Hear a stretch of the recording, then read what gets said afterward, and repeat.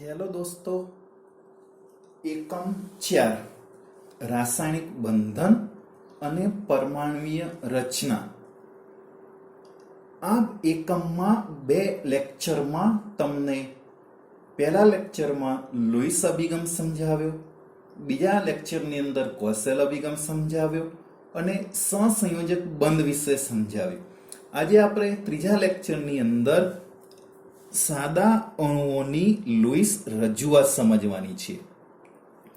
એમાં આપણે લુઈસ બિંદુ રચના વિશે તમને સમજાવેલું છે. તો આ લુઈસ બિંદુ રચના એ અણુઓ અને આયનોમાં બંધન, તેમની ભાગીદારી કરેલા ઇલેક્ટ્રોન યુગ્મ અને અષ્ટકના નિયમના સંદર્ભમાં સમજાવે છે.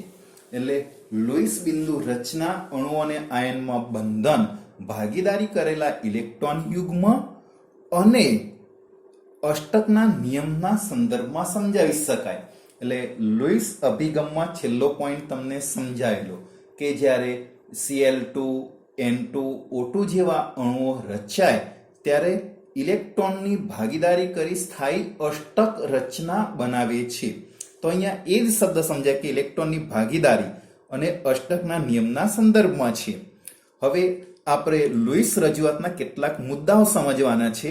એમાં પહેલો મુદ્દો, રચના લખવા માટે જરૂરી ઇલેક્ટ્રોનનો કુલ સંખ્યા એ સંયોજાતા પરમાણુઓની સંયોજકતા ઇલેક્ટ્રોનનો ઉમેરો કરીને મેળવી શકાય છે. આનો અર્થ એટલે અણુમાં, તો અણુમાં રહેલા કુલ પરમાણુઓના સંયોજકતા ઇલેક્ટ્રોનનો કુલ સરવાળો. હવે ઉદાહરણથી સમજીએ. CH4 મિથેન અણુ, તો મિથેન અણુમાં કેટલા પરમાણુ આવશે? 2. કાર્બન એટલે 2 તત્વો આવશે, કાર્બન અને ઓક્સિજન, આ હાઇડ્રોજન. એટલે મિથેનમાં કાર્બન અને હાઇડ્રોજન એમ 2 તત્વો રહેલા છે. આ 2 તત્વોમાં કાર્બન, તો કાર્બન પરમાણુના 4 સંયોજકતા ઇલેક્ટ્રોન થશે, કારણ કે કાર્બનનો પરમાણુ ક્રમાંક 6 છે, પણ સંયોજકતા ઇલેક્ટ્રોન 4 છે. એ જ રીતે 4 હાઇડ્રોજન પરમાણુના 4, તેથી કુલ સંયોજકતા ઇલેક્ટ્રોનની સંખ્યા 8 થશે. એ જ રીતે આપણે પાણી માટે સમજાવીએ તો H2O. તો પાણીની અંદર તમે જાણો છો કે 2 તત્વો હાઇડ્રોજન અને ઓક્સિજન, તો ઓક્સિજનના સંયોજકતા ઇલેક્ટ્રોન 6 થશે અને 2 હાઇડ્રોજન પરમાણુના 2, એટલે કુલ સંયોજકતા ઇલેક્ટ્રોનની સંખ્યા 8 થશે. તો એ પ્રકારે, એટલે પહેલા મુદ્દામાં આપણે સૌપ્રથમ સંયોજકતા ઇલેક્ટ્રોન નક્કી કરવાના છે તે. હવે બીજા પોઈન્ટમાં સમજીશું આપણે તે. અહીં બીજો પોઈન્ટ, ઋણાયન માટે દરેક ઋણભાર જેટલા ઇલેક્ટ્રોનનો ઉમેરો થશે. દાખલા તરીકે આપ્યું છે કાર્બોનેટ આયન CO3-2 આયન માટે 2 ઋણભાર, આ -2 એટલે 2 ઋણભાર થશે. તટસ્થ પરમાણુ કરતા 2 ઇલેક્ટ્રોન વધુ છે. એટલે તટસ્થ જે રચાશે સમૂહ, એમાં જે ઇલેક્ટ્રોન હોય એના કરતા આ -2 ઋણ વીજભાર વધુ છે, એટલા ઇલેક્ટ્રોન વધુ થશે.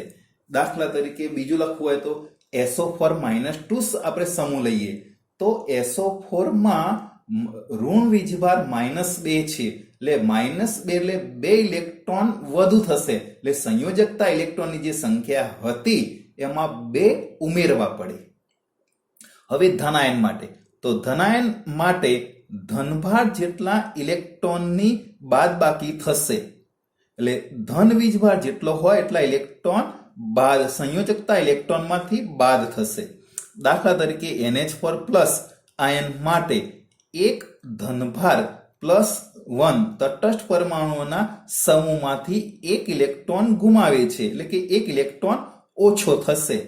દાખલા તરીકે NH4+ ની અંદર +1 વીજભાર છે, એટલે એની અંદર જે સંયોજાતા કુલ સંયોજકતા ઇલેક્ટ્રોનમાંથી એના ધન વીજભાર જેટલા ઇલેક્ટ્રોન બાદ કરવા પડે. તો એ પ્રકારે સમજાવે છે તે.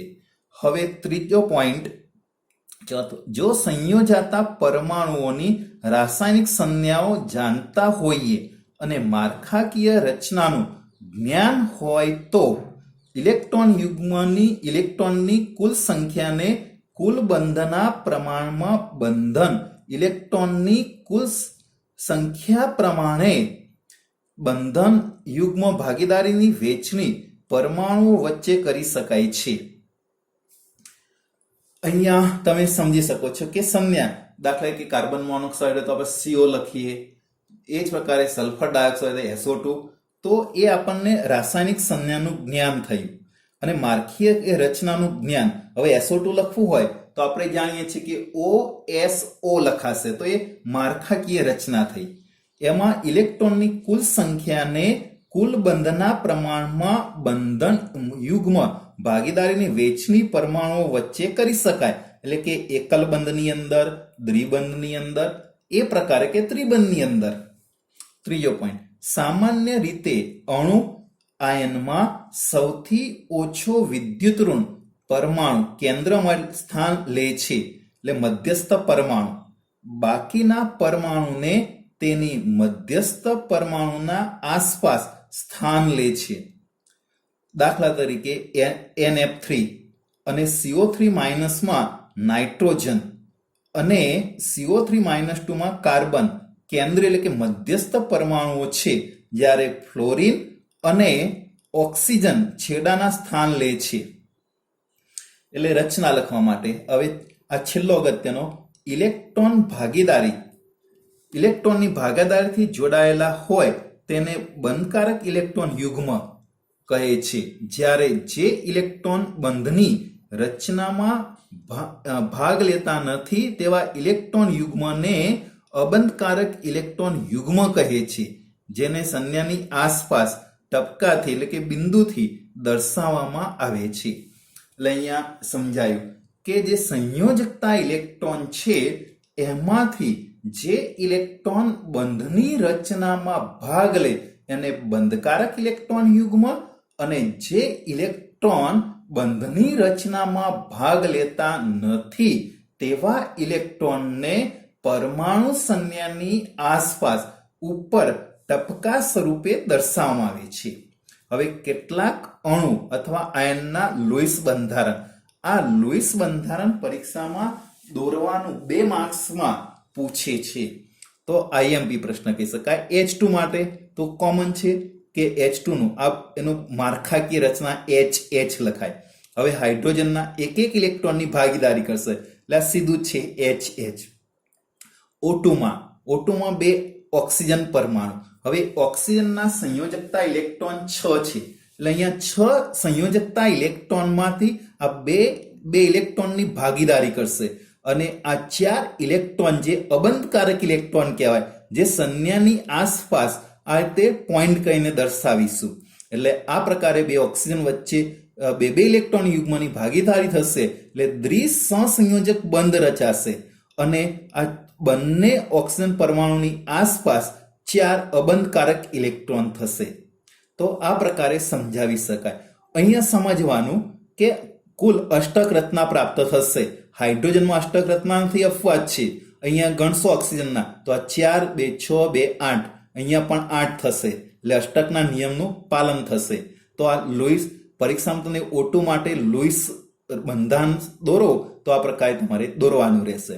હવે O3 અણુમાં ખાસ સમજવાનું છે તે, તો O3 અણુની અંદર અહીંયા તમે સમજી શકો કે ઓઝોન, હવે ઓઝોનમાં 3 ઓક્સિજન પરમાણુ, તો આ પ્રકારે દોરી શકાય. હવે આ 3 પરમાણુની અંદર તમે જાણો છો કે આ ઓક્સિજન પરમાણુ, અહીંયા ઓક્સિજન, તો આ મધ્યસ્થ ઓક્સિજન પરમાણુ છે, એક ઓક્સિજન પરમાણુ સાથે 2 ઇલેક્ટ્રોનની ભાગીદારી કરેલી છે, જ્યારે બીજા ઓક્સિજન પરમાણુ સાથે 1 ઇલેક્ટ્રોન યુગ્મની ભાગીદારી કરે છે. હવે સમજવાનું છે તે અહીંયા આ બંને ઓક્સિજન પરમાણુ 2 એટલે કે દ્વિસહસંયોજક બંધ બનાવશે.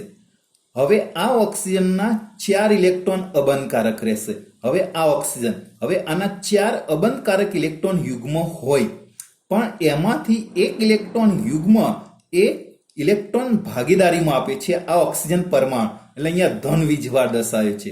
અને આ ઓક્સિજન પરમાણુ એના 6 ઇલેક્ટ્રોન છે, આ 2, આ 2 અને આ 2, આ 6 ઇલેક્ટ્રોન એ પોતાની પાસે રાખે છે, એ બંધમાં આપતા નથી.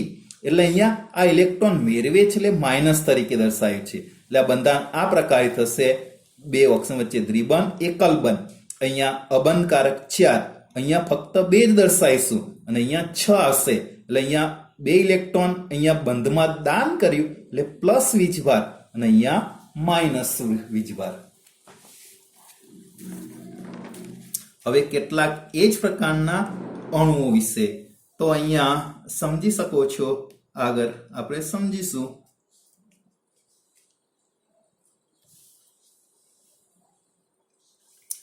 NF3 અણુ માટે તો એમાં મધ્યસ્થ પરમાણુ નાઇટ્રોજન થશે અને આજુબાજુ એ 3 F પરમાણુ આવશે. આ F પરમાણુના આપણે જાણીએ છીએ એના સંયોજકતા ઇલેક્ટ્રોન 7 છે.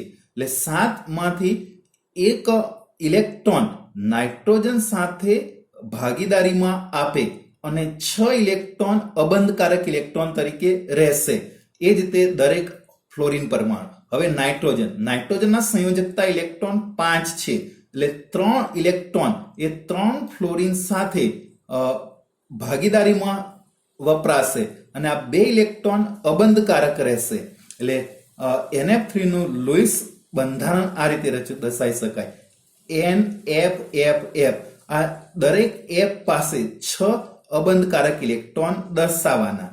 નાઇટ્રોજન પાસે એક ઇલેક્ટ્રોન યુગ્મ અબંધકારક રહેશે એટલે 2 અબંધકારક ઇલેક્ટ્રોન. હવે કાર્બોનેટ આયન CO3 - 2 માં તો એ જ પ્રકારે તમે સમજી શકો છો. અહીંયા C કાર્બન મધ્યસ્થ પરમાણુ થશે. હવે કાર્બનની સંયોજકતા 4 છે. એટલે 4 સંયોજકતામાંથી એક ઓક્સિજન પરમાણુ સાથે એ દ્વિબંધ રચશે. એટલે આ ઓક્સિજન પરમાણુના 2 અને કાર્બનના 2 એટલે કુલ 4. એટલે દ્વિસહસંયોજક બંધ રચાશે. 2 ઇલેક્ટ્રોનની ભાગીદારી થશે. અહીંયા સમજવાનું છે, અહીંયા એક કાર્બનનો પરમાણુ હશે અને અહીંયા એક કાર્બન. એટલે કાર્બનના 4 સંયોજકતામાં 2, આ 3 અને 4. હવે આ સમજવાનું છે, આ એક ઇલેક્ટ્રોન અને આ એક ઇલેક્ટ્રોન, આ બંને એક ઇલેક્ટ્રોન જે દર્શાવેલા છે, આ એક ઇલેક્ટ્રોન અને આ -2 ઋણ વીજભારના 2 ઇલેક્ટ્રોનનો ઉમેરો છે. એટલે આ 2 થશે. આ ઓક્સિજન પરમાણુ ને આ ઓક્સિજન એના 6 ઇલેક્ટ્રોન છે જે અબંધકારક તરીકે રહેશે. અહીંયા પણ આ 6 ઇલેક્ટ્રોન અબંધકારક તરીકે રહેશે. એટલે બંધારણ આ પ્રકારે થશે. અને કાર્બન સાથે દ્વિબંધ, 2 ઓક્સિજન. આ ઓક્સિજનના 4 અબંધકારક, આના 6 અબંધકારક, આના પણ 6 વીજભાર -2. HNO3 નાઇટ્રિક એસિડ કહેવાય, તમે જાણો છો. એમાં મધ્યસ્થ પરમાણુ નાઇટ્રોજન આવશે. હવે નાઇટ્રોજન પરમાણુ એક ઓક્સિજન પરમાણુ સાથે, નાઇટ્રોજનના 5 સંયોજકતા ઇલેક્ટ્રોન છે, એમાંથી પહેલા 2 ઇલેક્ટ્રોન છે એ એક ઓક્સિજન પરમાણુ સાથે 2 ઇલેક્ટ્રોનની ભાગીદારી કરશે અને દ્વિસહસંયોજક બંધ રચે છે અને આ ઓક્સિજનના 4 અબંધકારક રહેશે. અહીંયા સમજવાનું છે તે આના 2. હવે અહીંયા આ બંને ઇલેક્ટ્રોન છે, આ બંને ઇલેક્ટ્રોન એ નાઇટ્રોજનના છે ઇલેક્ટ્રોન ભાગીદારીમાં. એટલે આ ઓક્સિજન પોતાના 6 ઇલેક્ટ્રોન એ અબંધકારક તરીકે રહેશે. એટલે અહીંયા માઇનસ વીજભાર, અહીંયા પ્લસ.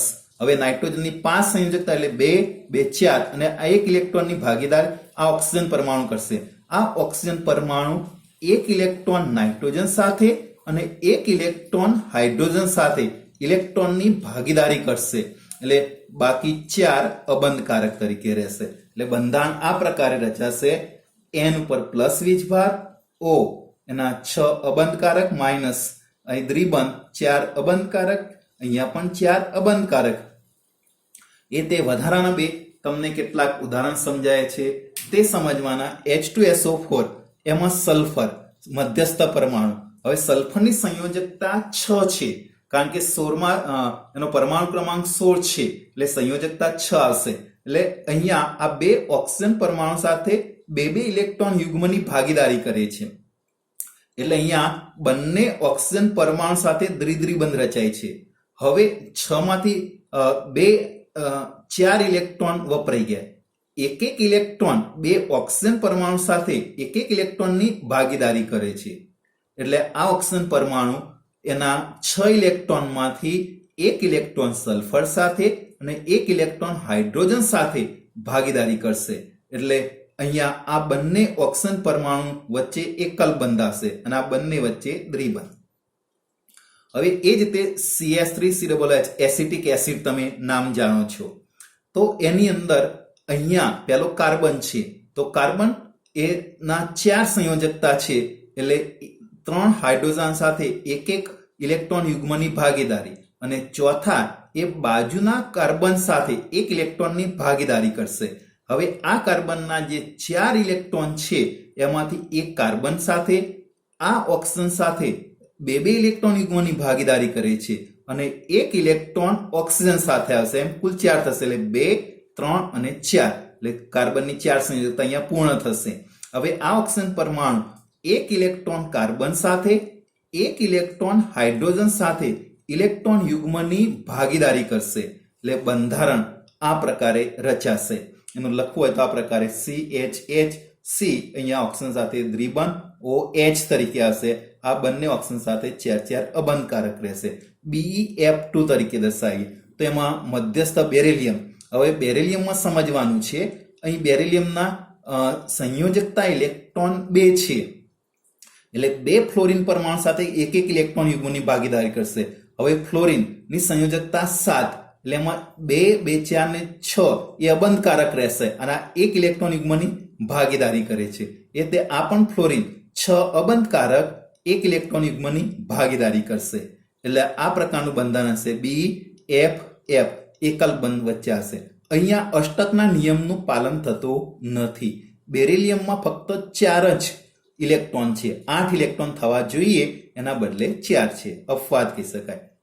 SiCl4 સિલિકોન ટેટ્રાક્લોરાઇડ એમાં અહીંયા સિલિકોનના 4 સંયોજકતા ઇલેક્ટ્રોન હોય તો 4 ક્લોરીન પરમાણુ સાથે આ 1, 2, 3 ને 4 ક્લોરીન સાથે એક ઇલેક્ટ્રોન યુગ્મની ભાગીદારી કરશે. હવે ક્લોરીનની સંયોજકતા 7 એટલે 6 ઇલેક્ટ્રોન 2, 2, 4, 2, 6 આ 1 ઇલેક્ટ્રોન યુગ્મની ભાગીદારી. આની પણ 6 એ અબંધકારક અને 7મા ઇલેક્ટ્રોનની ભાગીદારી.